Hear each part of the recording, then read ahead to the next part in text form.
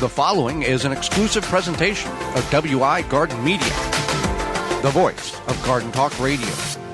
If you want to be part of the program, you can certainly do that by sending us an email. GardenTalkRadio@gmail.com, GardenTalkRadio@gmail.com, or you can give us a call on the Proclamation Hotline brought to you by Proclamation Goods. That number is 1-800-927-SHOW, 1-800-927-7469. Proclamation Goods creates cookware for the eco-conscious home chef. Their pans are non-toxic, have a lifetime warranty, and are made right here in the USA. Their award-winning stainless steel Proclamation Duo cookware is a 12-inch skillet set with a stock pot that doubles as a wok. Best of all, the skillet and stock pot hinge together to form a Dutch oven. It's 2 pans with the versatility of 10, empowering you to cook more with less. If you care about your health and strive for a more sustainable lifestyle, then Proclamation Goods is for you. Supplies limited, so order yours now at proclamationgoods.com. All right, Holly, let's get in the program. And as we are in the summer months now, there are bugs and diseases in which our garden is going to be affected by. So we're going to go over a handful of diseases that your plants are probably going to acquire in some, maybe most situations, and what we can do in order to maybe prevent them before that occurs.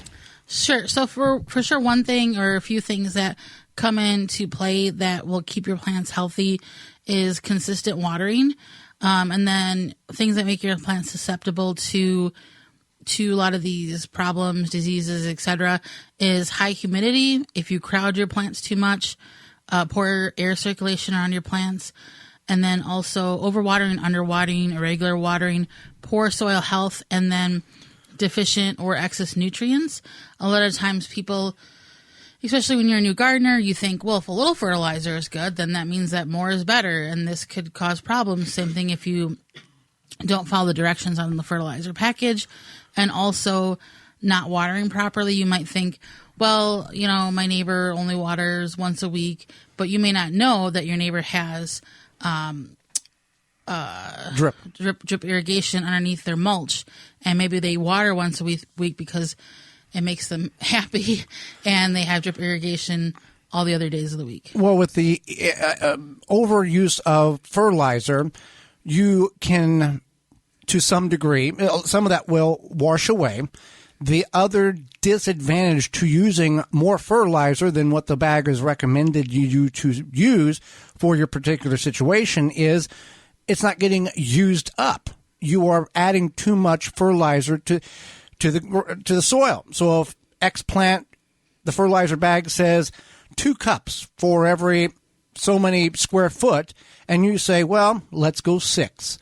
You're wasting that. That's not going to utilize or be utilized by that plant, and it's most likely going to flush away or fertilize other things that you don't want it to feed. Absolutely, and that is what's very important, is to follow the directions. So the first plant problem we have is blossom end rot, and this is something that you find on tomatoes. I see this a lot. We see this a lot on social media. People post a picture of a green or ripened tomato, and the bottom portion of it is completely black and sunken in.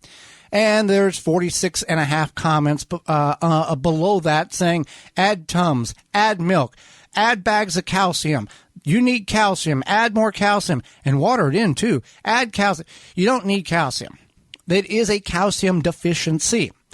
Most of our gardens, if we would go get a calcium test, we would have more calcium than we knew what to do with. The problem is that the calcium, which is readily available in your soil, cannot be uptake through the root system into the plant for proper fruit development because the soil is too dry. We need moisture in the soil to allow nutrients and nutriences to be uptaken from the soil to the plant to develop the leaves and the fruit on it. So just water. Keep the soil moist, and that will allow what the plant needs to be uptaken to properly develop the fruit. Now, once you see that on your plant, whether they are green and developing and black on the bottom or already red, remove them immediately.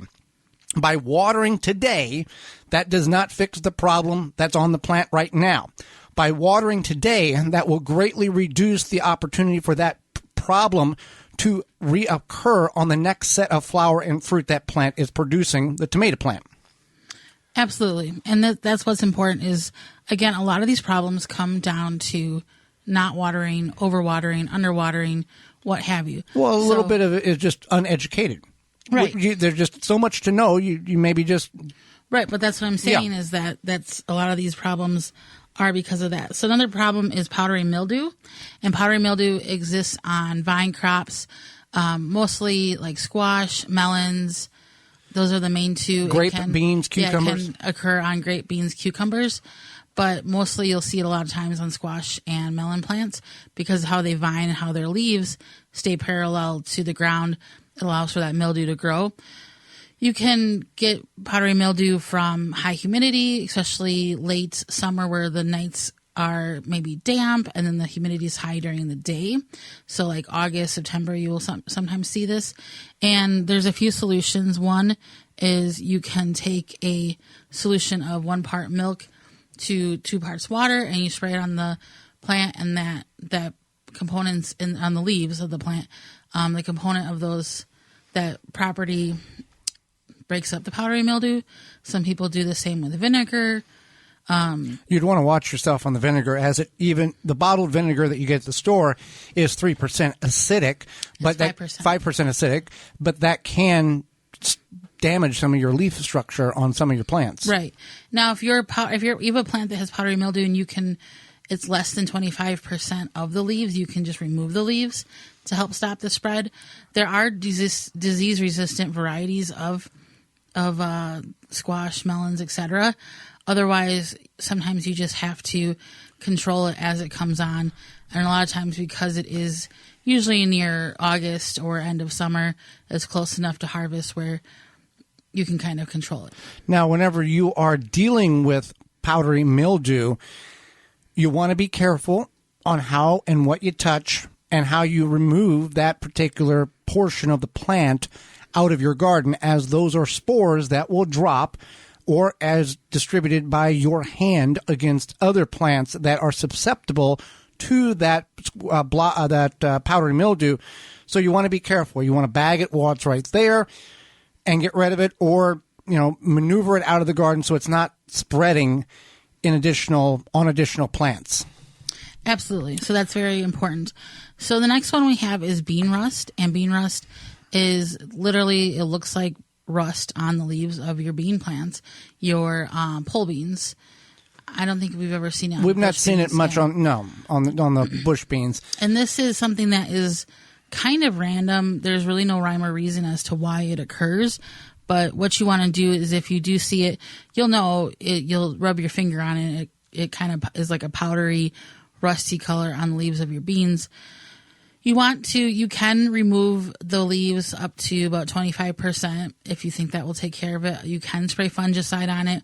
But again, this is typically something that happens where you're near your end of your gardening season. You just want to remove those plants and you want to throw them away. You don't want to put them in compost, put them for the city to keep, burn them. You want to trash them. You want to put them in the trash. All right, potato and root crop scab. So this is another fungus. And people may not be aware. They dig the potatoes up and it looks all gnarly and kind of broken skin. But, okay, well, it just didn't get enough water. It'll be okay. We'll just use it. Right. So this is a fungus that lives in your soil. There's good and bad things, bacteria, fungus. Sometimes we think there's more bad than good, but right. There's a balance in most places. Yeah, there's all sorts of stuff that lives in our soil. And this is one of them, is the scab, and you will see this typically on potatoes. Sometimes people do see it on other root crops. So because it lives in your soil, you want to rotate your crops, and you need to rotate your potato crops every 3 to 4 years as is. More frequently is better. You can wait up to 6 years, but either way, you want to rotate your crops to get that. Put a non-root crop where that scab is occurring so that the soil can kind of remediate itself and balance the fungus back out. Right. And you will, if you're uncertain of what it looks like, you can do a search and find out what it is. Absolutely. And there's other things that you can do, whether it be adjusting the pH in your soil, but most people's gardens are at a mid-level pH as is. So if you do feel that your soil is too acidic or too alkaline, you can definitely get a soil test.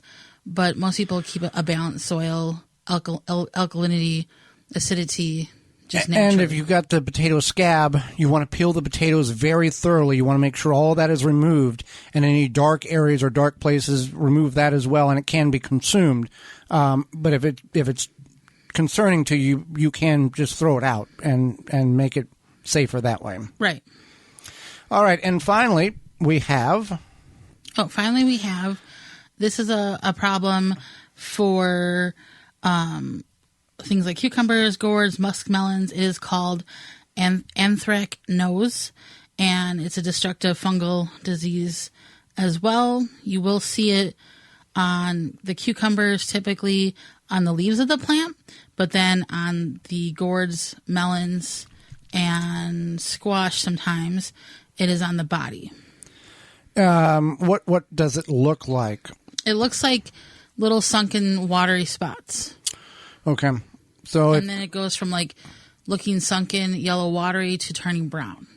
Yeah, it also can be on the leaves as well. Just on the cucumbers. Yeah. Mm-hmm. So if you're uncertain of what you may have in the form of diseases this summer, you can certainly send us an email to gardentalkradio@gmail.com, and please attach a photograph to said email to help us identify your situation and problem much, much easier. Well, somebody else that makes our problems much, much easier that goes away is Walton's Incorporated. Absolutely. So we are brought to you today by our sponsor, Walton's Inc.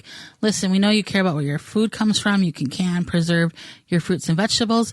But what about the meat? At waltonsinc.com, you can get all the equipment, seasoning, and supplies to make sausage, jerky, and any other meat products your way to your high standards. Do you want to make snack sticks or jerky that is actually tasty and delicious? Walton's has a website called meatgistics.com, and it's an informational site to help educate you with over 15,000 users.